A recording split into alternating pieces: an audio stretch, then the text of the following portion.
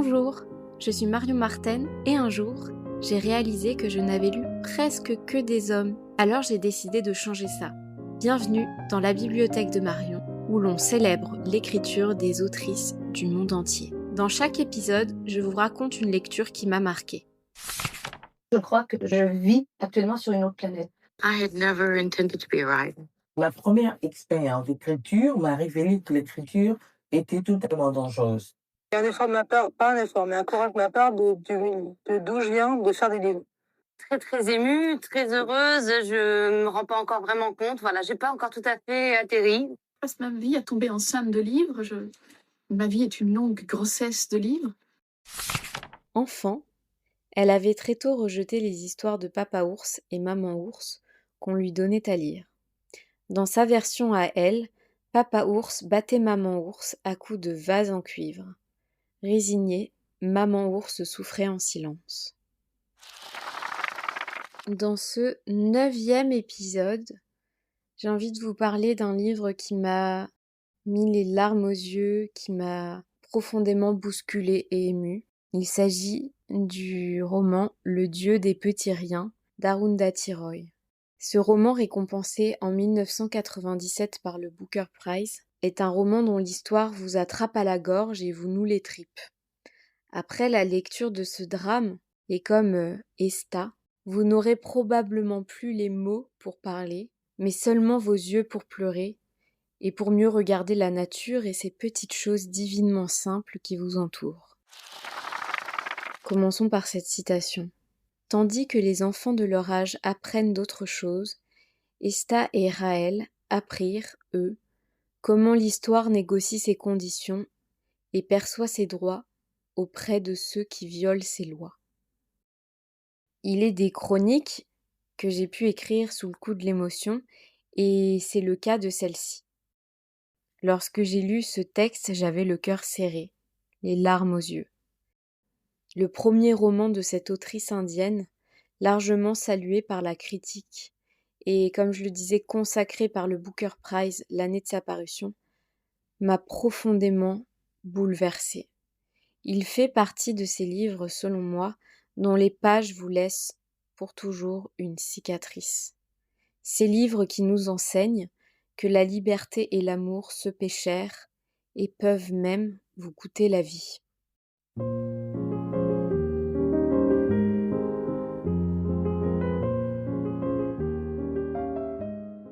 Car la loi des hommes, leurs coutumes et traditions, les castes, n'épargnent généralement aucune personne qui s'éloigne du droit chemin, celui du moule, où toutes ces petites choses qui font la beauté de la vie, l'altérité, la nature, l'amour et l'intégrité, meurent écrasées par les rouages d'un monde violent et excluant.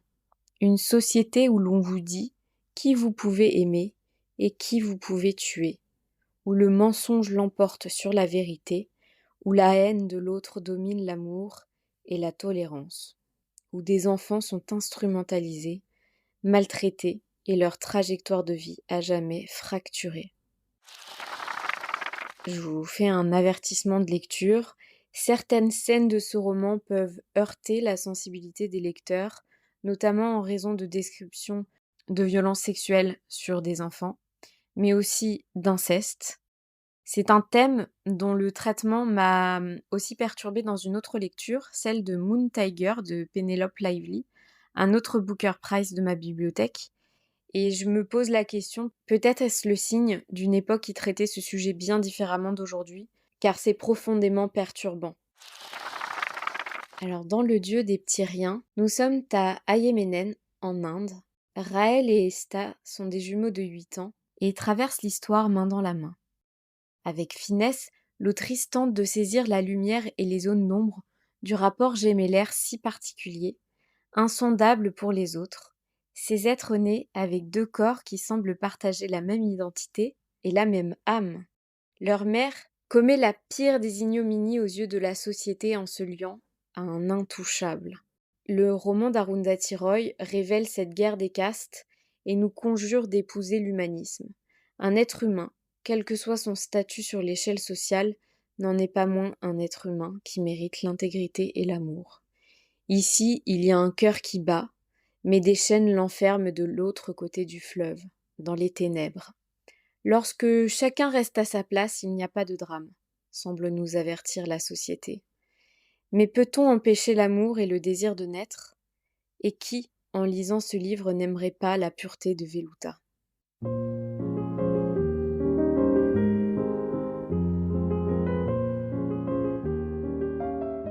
Trahison, manipulation et violence infusent ce roman difficile. La fin m'a éprouvée. D'un coup, le voile se lève sur le drame, sur l'inéluctable, à un rythme infernal. Et l'écrasante mécanique policière, l'injustice et l'instrumentalisation des enfants qui doivent choisir entre la vérité et leur mère, une responsabilité insupportable, un arrachement au sens propre et au figuré, c'est une fin qui vous laisse sans voix, dans l'incapacité ensuite d'utiliser le même langage que les autres. C'est une fin qui vous plonge dans l'eau glacée de la fatalité et des secrets de famille les plus inavouables. Une vie pour une vie, tant que le château de cartes d'une société inique tiendra. J'ajoute une note sur le traitement des enfants qui m'évoque l'enfantisme, ce mouvement qui milite pour la reconnaissance des droits des enfants face aux dominations adultes, car ils ont moins de droits au regard des sanctions pénales encourues et du traitement de ces maltraitances que certains animaux. Ici, la maltraitance d'un étranger, d'un inconnu, se mêle à celle qu'inflige la famille elle-même aux jumeaux. Et les jeux d'enfants disparaissent dans les eaux sinueuses du fleuve de l'histoire. Bien sûr, n'étant pas experte de l'histoire de l'Inde, j'ai pu manquer certaines nuances et certaines clés de lectures essentielles. Peut-être que ce livre mérite qu'on le relise, en ayant toutefois l'estomac bien accroché.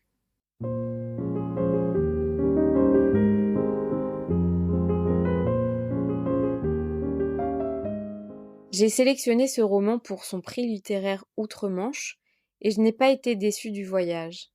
Ayant peu lu d'ouvrages sur l'Inde, je me suis plongée avec passion dans l'histoire du pays, ses usages, sa langue, ses traditions.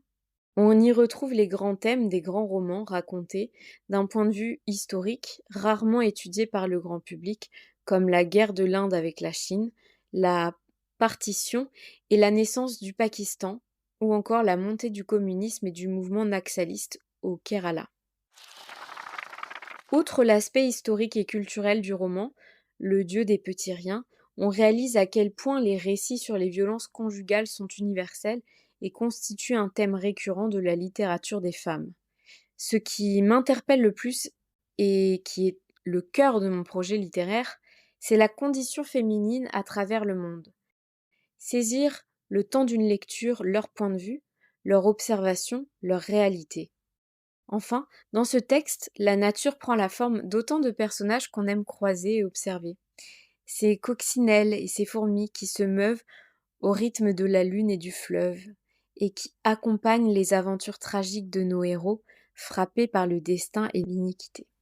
La beauté de ces descriptions de la nature contrebalance l'horreur des descriptions de scènes de violence. Je me permets un aparté sur les revendications des ouvriers de l'usine de conserve de ce roman et le marxisme qui imprègne cette œuvre, parce qu'ils m'ont évoqué à une autre époque la révolte anarchiste développée par Emma Goldman.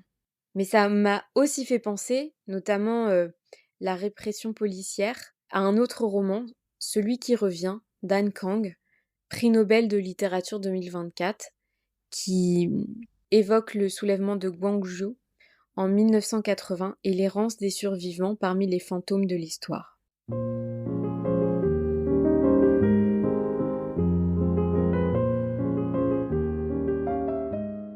Si je ne devais retenir que 2 citations, ce serait celle-ci.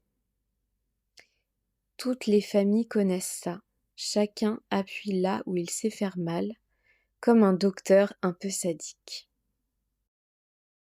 Enfant, elle avait très tôt rejeté les histoires de Papa Ours et Maman Ours qu'on lui donnait à lire.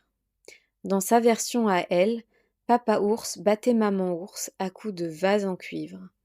Résignée, Maman Ours souffrait en silence.